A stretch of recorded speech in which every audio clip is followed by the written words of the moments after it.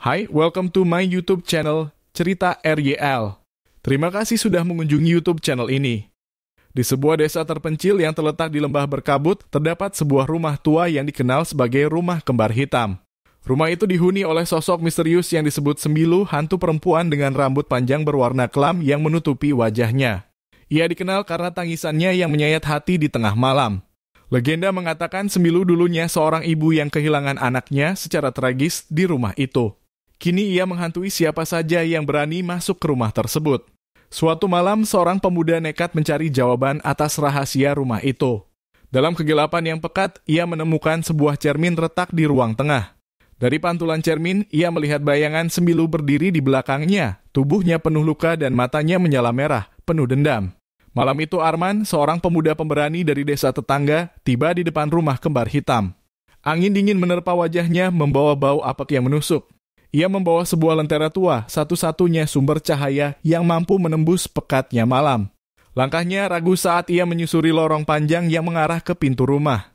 Di ambang pintu ia bisa merasakan ada sesuatu yang mengawasi sesuatu yang tidak terlihat, tetapi nyata. Dengan napas yang tertahan, Arman mendorong pintu kayu yang berat itu.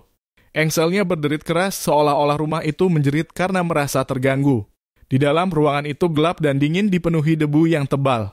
Perabotan tua berserakan dan di dinding tergantung potret keluarga yang warnanya memudar. Mata dalam foto itu seolah mengikuti setiap gerakannya. Arman melangkah lebih dalam. Lantainya berderak di bawah kakinya. Ia menyadari bahwa suasana di rumah itu tidak hanya sepi, ia terasa berat.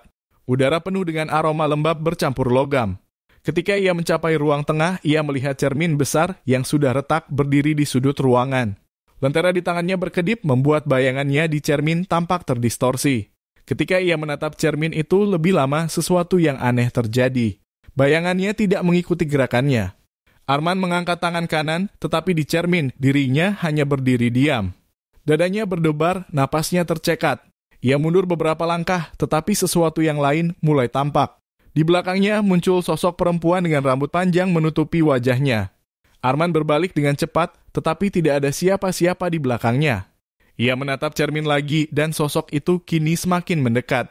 Matanya menyala merah seperti bara api, penuh dendam.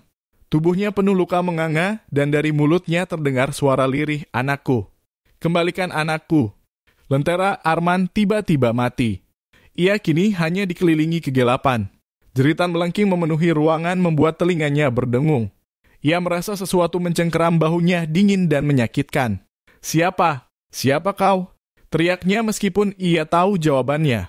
"Sembilu." Bisik suara itu diiringi tawa yang menggema, penuh kebencian dan keputusasaan.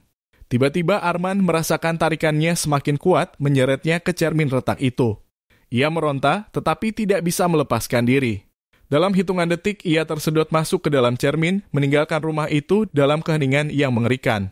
Esok paginya penduduk desa menemukan lentera tua Arman di depan rumah itu menyala redup di bawah sinar matahari pagi.